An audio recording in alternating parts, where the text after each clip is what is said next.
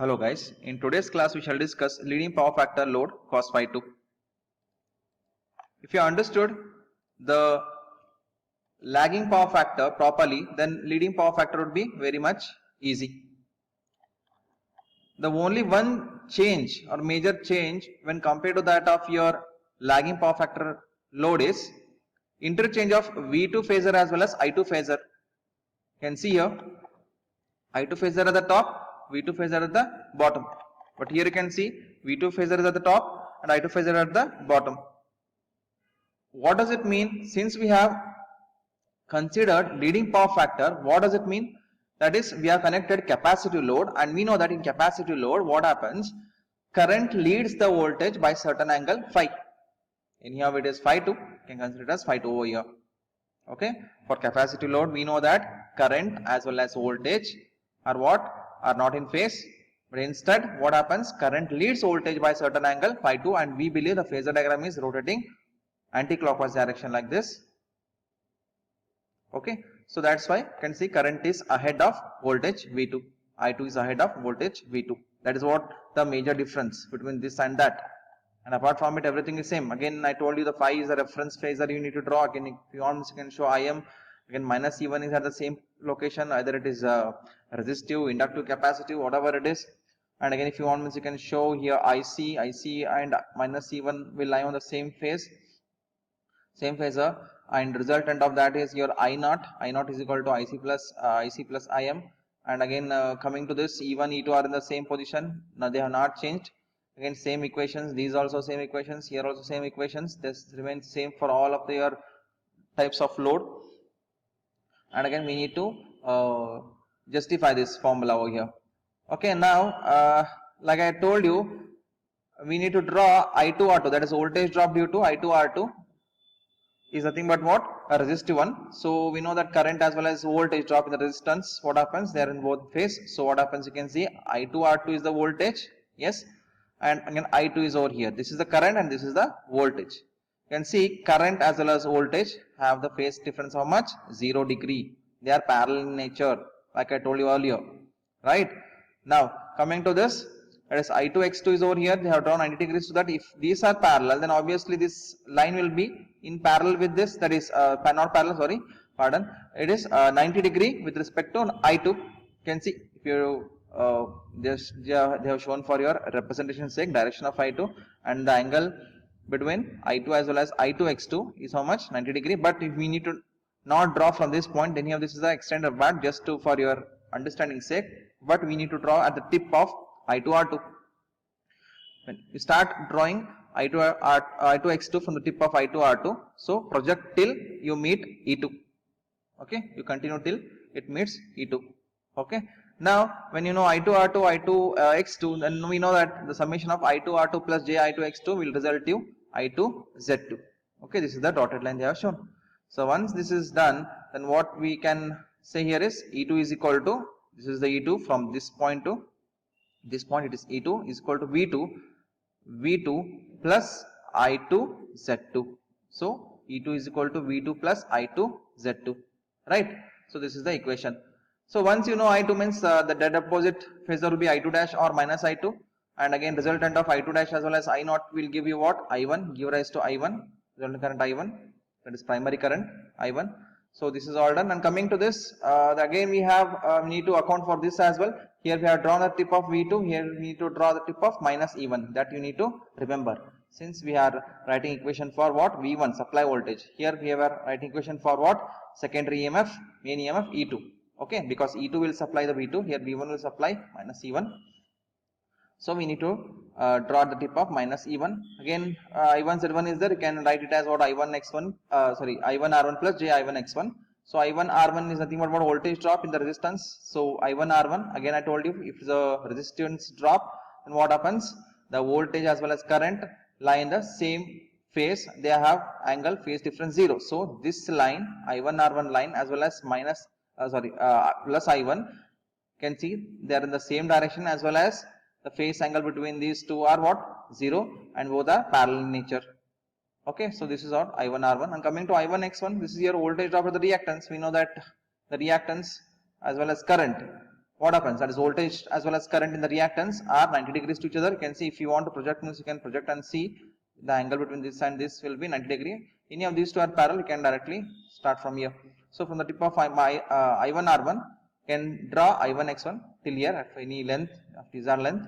And once you draw I1 X1 as well as I1 R1, so what you can do here is you can show the I1 Z1 in the dotted form. This is your I1 Z1. Okay, I1 Z1 just showing the dotted form. So I1 Z1 is over as well as minus E1 is over. Yes or not? So V1 is over. You can start from this point and you can meet till here. You can draw arrow mark over here. So V1 is equal to summation of minus E1 plus I1 Z1. Okay, so we have accounted for this equation as well. Okay. Now we shall see equivalent circuit of transformer. Okay, so you are wondering, already we know the circuit of transformer. Again, what is its equivalent circuit of transformer? Okay, let us go back and see what we learned earlier. Right? So already we learned, right? This was the equivalent circuit or general circuit of your transformer. But here certain things are missing over here. What are those? We know that I1 is equal to I0 plus I2 dash, right? I1 is equal to I0 plus I2 dash, but are we seeing any I0 over here? No. Are we seeing any I2 dash over here? No. Yes. Again, I0 is equal to what? IC plus IM.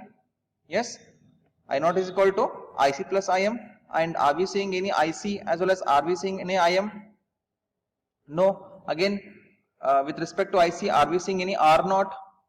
Or with respect to IM, are we seeing any X0?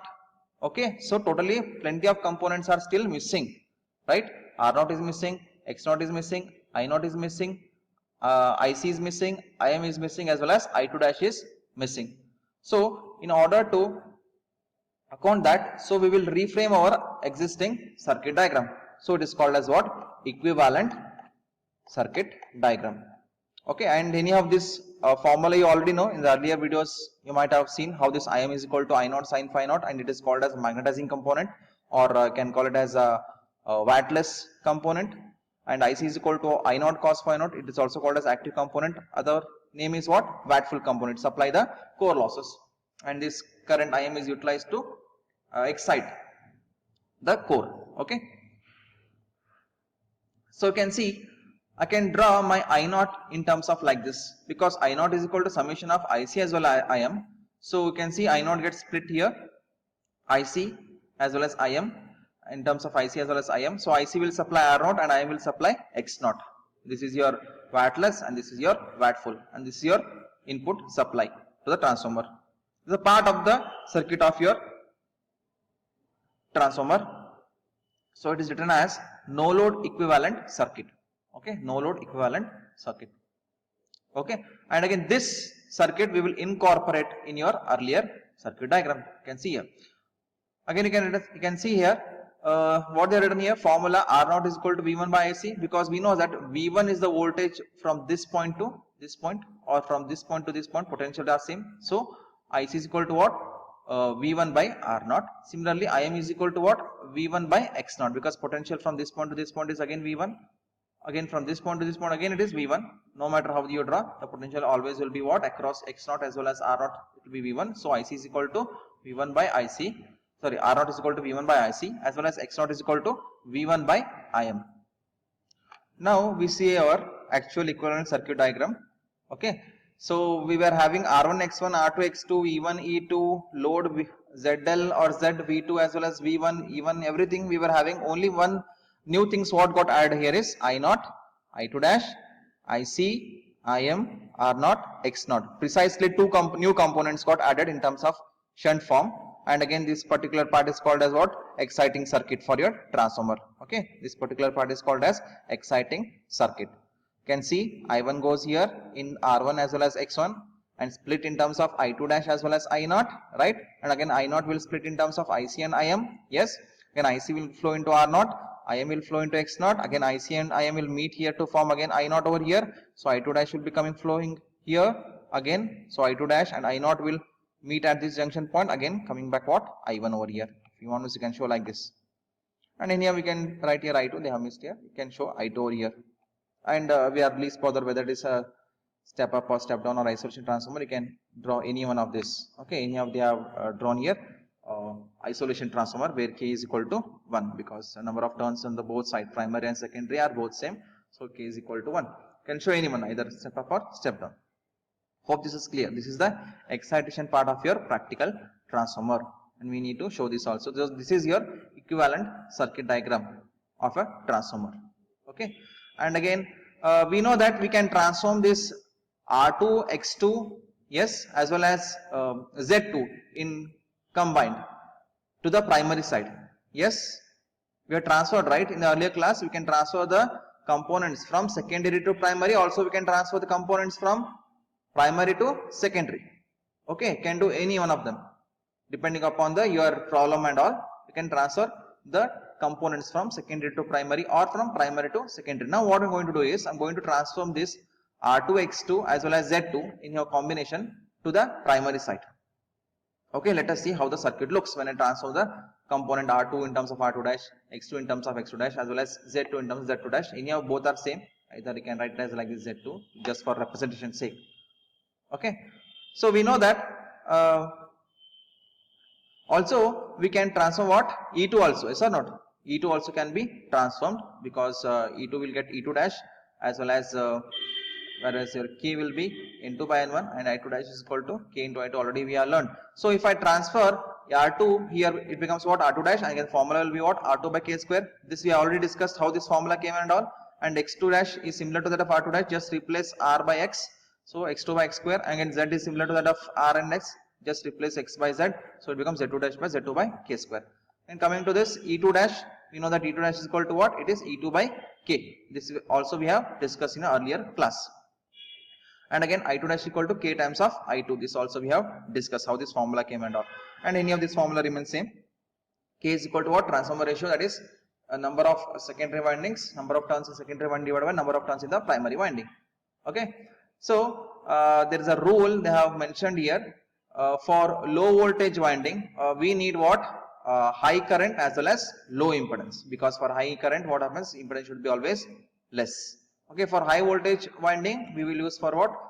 Low current application purpose, as well as for low current we should have what? High impedance, so have the high voltage. Okay, for low voltage this and this should match, for high voltage this and this should match. Okay, you can see here now I have transferred everything from the secondary side to the primary side.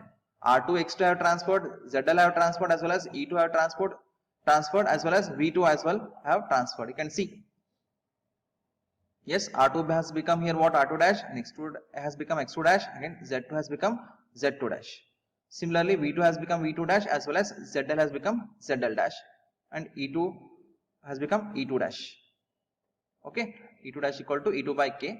Again what happens here, you can see formula already I learned, E2 dash equal to E2 by k everything, but one thing what you need to remember is your E1 will be equal to E2 dash when you transfer. Okay, when you transfer from secondary to primary, E1 and E2 dash will be equal to same. This also we have seen your earlier video. Okay, so you can see X1 R1 I1 I0 gets split here, I0 as well as I2 dash, and I2 dash flows here over here, and ZL again your ZL dash will act like your resistance here, just like this it becomes not ZL by k square. Okay, this is need to remember.